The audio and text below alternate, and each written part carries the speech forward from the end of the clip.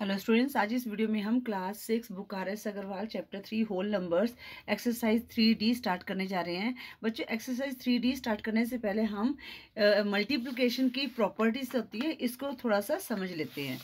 बच्चों, जो first property है मल्टीप्लिकेशन की वो है क्लोजर प्रॉपर्टी। क्लोजर प्रॉपर्टी कह रही है कि if A and B are whole numbers then A into B is also a whole number. ठीक है। अब बच्चों, जैसे हमारे पास क्या है, एक वन होल नंबर क्या हो गया हमारे पास 9, अनदर होल नंबर क्या है 8। अगर इनको हम प्रोडक्ट निकालें, इनको मल्टीप्लाई करें तो हमारे पास क्या आएगा 72, और 72 क्या हमारा होल नंबर है। ठीक है। तो क्लोजर प्रॉपर्टी ये कह रही है कि हाँ भी अगर A और B होल नंबर्स हैं, अगर इनको मल्टीप्लाई करेंगे आपस में तो होल नंबर ही आएगा। ठीक है। उसी तरह हमारे पास है 12, एक होल नंबर है और दूसरा होल नंबर 7 है। 12 को 7 से मल्टीप्लाई किया तो हमारे पास क्या है 84। 84 क्या हमारा होल नंबर है, तो ये क्या आ गया हमारा क्लोजर प्रॉपर्टी आ गई। उसी तरह 16 इंटू 10 कितना आ गया 160। तो इट मीन्स जब भी हम दो होल नंबर को मल्टीप्लाई करेंगे तो हमारे पास क्या आएगा, होल नंबर आएगा, और इसे कहते हैं क्लोजर प्रॉपर्टी। अब आती है हमारे पास कम्यूटेटिव लॉ। अब कम्यूटेटिव लॉ में क्या है, if A and B are any two whole numbers then A into B equal to B into A। बच्चों, कम्यूटेटिव प्रॉपर्टी क्या है कि अगर A और B दो होल नंबर हैं तो A को B से मल्टीप्लाई करो या B को A से मल्टीप्लाई करो, वही नंबर आएगा। जैसे बच्चों यहाँ पर एग्जांपल में दिया है 7 इंटू 5 35। अगर आप 5 को 7 से करेंगे तब भी 35 आएगा। ठीक है। इसी तरह 19 इंटू 12 228, और 12 इंटू 19 भी हमारा क्या आएगा 228 आएगा। ठीक है बच्चों, तो ये होगी हमारी कम्यूटेटिव लॉ ऑफ मल्टीप्लिकेशन। आगे है मल्टीप्लिकेटिव प्रॉपर्टी ऑफ जीरो। अब बच्चों, किसी भी नंबर को अगर आप जीरो से मल्टीप्लाई करेंगे तो जीरो ही आएगा। देखो बच्चों, जैसे आपके पास है 1 को 0 से मल्टीप्लाई किया 0 आएगा। 9 को 0 से मल्टीप्लाई करोगे 0 आएगा। 130 को मल्टीप्लाई करोगे 0 से तो 0 ही आएगा। अगर आप 1 करोड़ को भी 1 करोड़ या 1 लाख किसी को भी करोगे 1 2 3 4 5, जैसे 1 लाख है, इसको 0 से मल्टीप्लाई करोगे तो आपके पास 0 ही आएगा। ठीक है ना। तो ये होगी मल्टीप्लिकेटिव प्रॉपर्टी ऑफ जीरो। उसके बाद बच्चों है मल्टीप्लिकेटिव प्रॉपर्टी ऑफ 1। तो इसमें क्या है कि आप किसी भी नंबर को 1 से मल्टीप्लाई करोगे तो वही नंबर आएगा।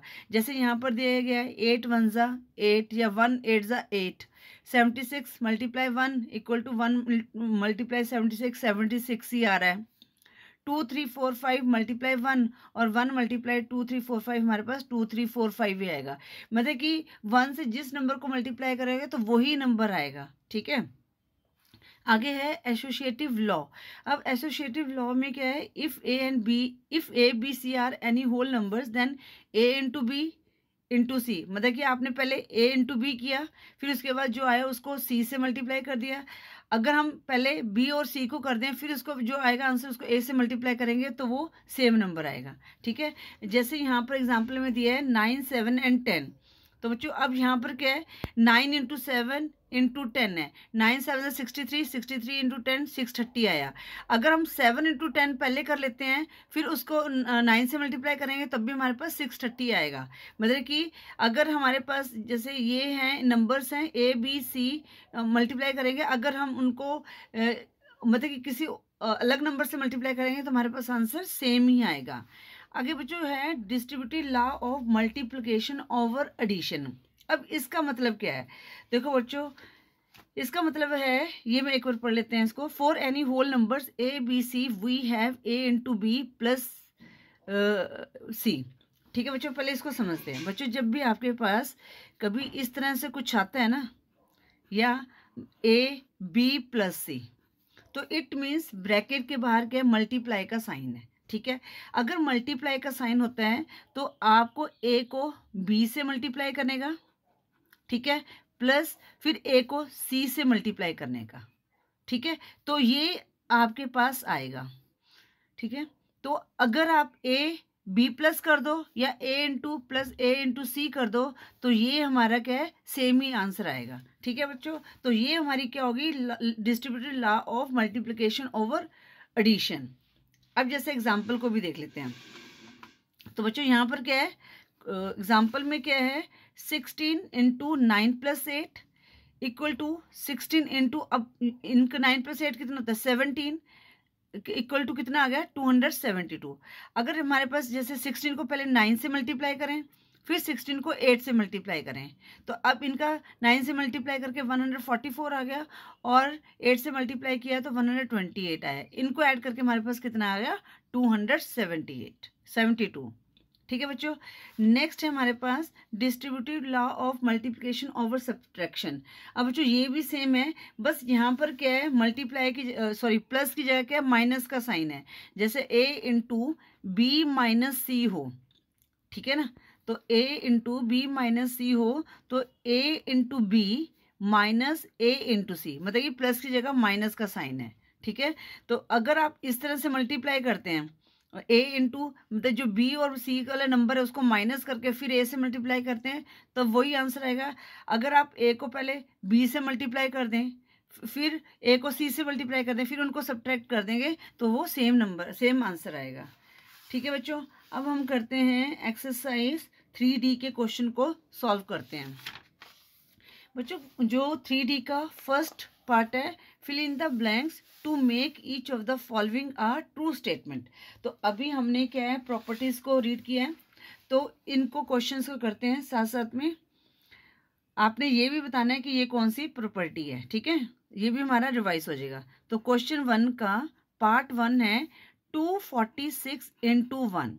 अब बच्चों मैंने आपको बताया था कि 246 जब भी 1 से मल्टीप्लाई करते हैं किसी भी नंबर को, तो कितना आएगा 246 आएगा। तो ये कौन सी प्रॉपर्टी होगी, multiplicative property of 1, multiplicative property of 1। देखो बच्चों ये ना आपको पता होना चाहिए, कभी कभी क्वेश्चंस भी इसके बेस पे आ जाते हैं, तो ये आपको पता होना चाहिए कि ये कौन सी प्रॉपर्टी है। अब बच्चों क्या है, नेक्स्ट पार्ट 2 क्या है, 1369 इंटू 0।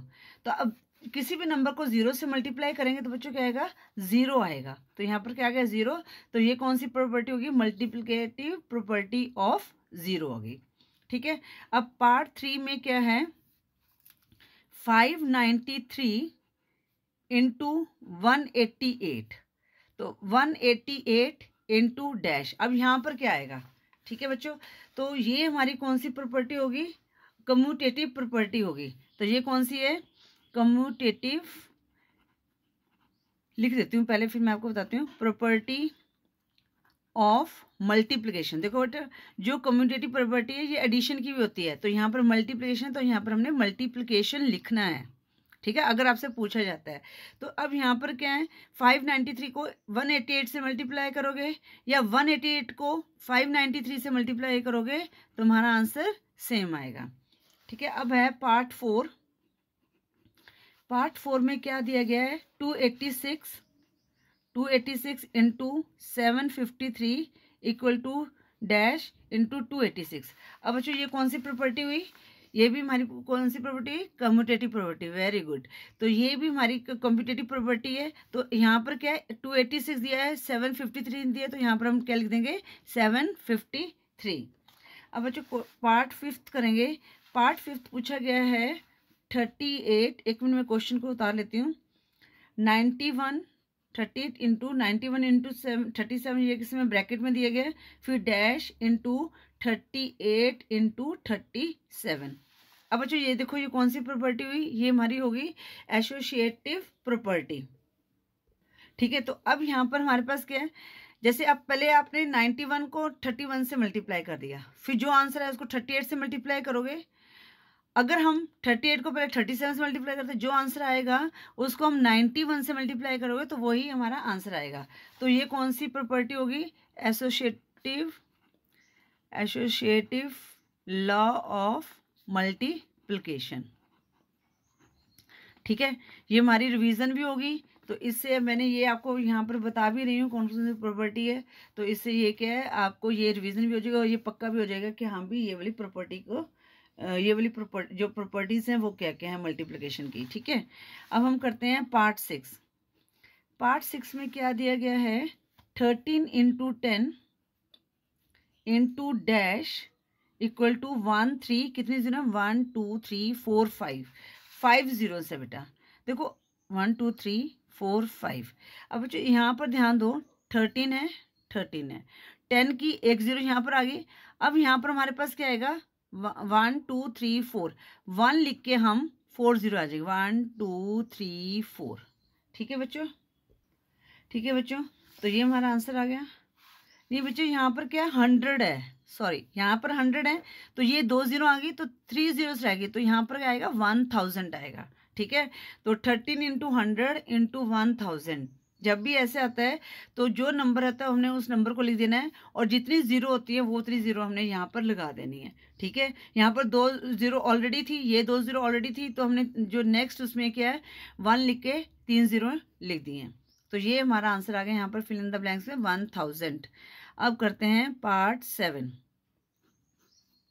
पार्ट 7 में क्या है, 59 into 66 plus 59 into 34 equal to 59 into dash plus dash. ठीक है बच्चों, अब ये मैंने अभी हमने कौन सी प्रॉपर्टी की थी, डिस्ट्रीब्यूटिव लॉ ऑफ मल्टीप्लिकेशन। अब यहाँ पर प्लस का साइन है तो यहाँ पर क्या आ जाएगा, ओवर एडिशन। अब इसमें क्या था बच्चों, जैसे यहाँ पर क्या है 59 इंटू 66, तो ये हमारे पास क्या होगा, सपोज 59 के हमारे पास ए है और 66 क्या बी है। ठीक है, प्लस 59 हमारे पास क्या हो गया, ए हो गया। ठीक है, और 34 को हमने क्या मान लिया, सी मान लिया। ठीक है, तो हमने क्या किया था यहाँ पर ए इंटू यहाँ पर क्या आ जाएगा बी प्लस सी। ठीक है बच्चों, तो क्योंकि ए कॉमन है तो ए बाहर निकाल दिया हमने और बी प्लस सी कर दिया। अगर आप या तो इस तरह से करोगे तब भी आपके जो आंसर आएगा, जो इस तरह से करोगे तब भी आंसर आएगा, मतलब बी प्लस सी को ऐड करके फिर ए से मल्टीप्लाई कर दो, या ए को बी से करो और ए को सी से करो, फिर इनको ऐड करके आपका आंसर वही आएगा। तो अब यहाँ पर क्या 59 इंटू 66 प्लस 59 इंटू 34, 59 हमारा कॉमन है तो यहाँ पर आ गया, और यहाँ पर हमने लिख दिया 66 प्लस 34। अब ये कौन से लॉ हो गया, डिस्ट्रीब्यूटिव। ये शायद पूछा नहीं है हमने, तो फिल इन द ब्लैंक्स को ही करना है, पर मैं आपको एक बार ये रिवाइज भी करा रही हूँ ताकि आपको ये अच्छी तरह से याद हो जाए। Distributive law of multiplication. अब यहाँ पर क्या है, प्लस का साइन है तो हम यहाँ पर लिखेंगे ओवर एडिशन, ओवर एडिशन। ठीक है बच्चों, अब करते हैं पार्ट 8 था, पार्ट 9 करेंगे। 9 में क्या दिया गया है, नहीं 7 था, 8 है बेटा, 8 है ना। 8 क्या है, 68 इंटू 95, सारे क्वेश्चन हो गए हाँ, equal to 68 into 100 minus 68 into dash. अब बच्चों इस क्वेश्चन को ध्यान से समझो जरा। अब यहाँ पर क्या किया गया है, 95 को हमने देख लिया कि इसके कैसे फैक्टर बनते हैं। ठीक है ना, देखो बच्चों हमने जैसे लास्ट वीडियो में हमने देखा था, जैसे 9 का था तो हमने क्या किया, बेस नंबर में से 10 माइनस 1 कर दिया, तो 10 को मल्टीप्लाई किया तो हमारे पास इजीली आ गया। ठीक है ना, फिर उसमें से 1 इजीली माइनस हो जाएगा। अब इसी तरह हमने क्या किया, 95 का क्या फैक्टर क्या बने, 100 माइनस 5। ठीक है, अगर हमने 68 को 100 से मल्टीप्लाई किया, देखो 68 को 95 से मतलब या इस तरह से मल्टीप्लाई कर दो, तो उसके बाद हमने क्या करना है, माइनस करना है 68 इंटू 5, मतलब कि इस तरह से मल्टीप्लाई करने के बजाय अगर ये आप ये शॉर्ट ट्रिक यूज़ करोगे तो इससे जो आपकी मल्टीप्लिकेशन है वो फास्ट हो गई। ठीक है, आपने क्या किया, इनका इसको देख लिया कि हमें बेस नंबर से अब कितना कम है, ये 100 माइनस 5 है, तो 68 को अपने 100 से मल्टीप्लाई कर दिया, और जो 68 को ही हमने 5 से मल्टीप्लाई कर दिया। फिर जो आया, जैसे 68 को 5 से मल्टीप्लाई करके जो भी आएगा इनको माइनस कर देना है, तो आपका जो इसका आंसर आया वही इसका आंसर आएगा। ठीक है, तो यहाँ पर फिल इन द ब्लैंक्स में क्या आ जाएगा, 5 आ जाएगा। आई होप बच्चों ये आपको अच्छी तरह से समझ आ गया होगा पार्ट 1। ठीक है, अब हम करते हैं क्वेश्चन 1 का, क्वेश्चन 2 करते हैं अब हम। अब जो क्वेश्चन 2 में क्या पूछा गया है, state the property used in each of the following statement. हमने प्रॉपर्टी बतानी है कौन सी है। अब जो यहाँ पर क्या है, 19 इंटू 17 इक्वल टू 17 इंटू 19, मतलब कि 17 को 19 से कर दो या 19 को 17 से कर दो, तुम्हारा आंसर सेम आएगा। तो ये कौन सी प्रॉपर्टी थी, commutative law of multiplication, commutative law of multiplication. ठीक है, क्योंकि एडिशन की भी कम्यूटेटिव लॉ होती है, तो आपने मल्टीप्लिकेशन जरूर लिखना है।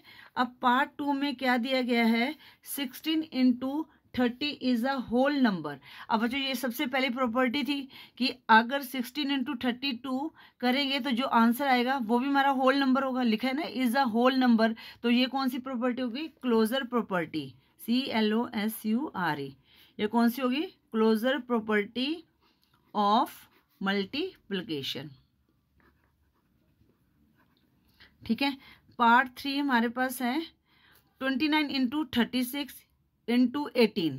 ठीक है, 29 को 36 से मल्टीप्लाई किया, फिर जो आंसर आया उसको 18 से मल्टीप्लाई कर दिया।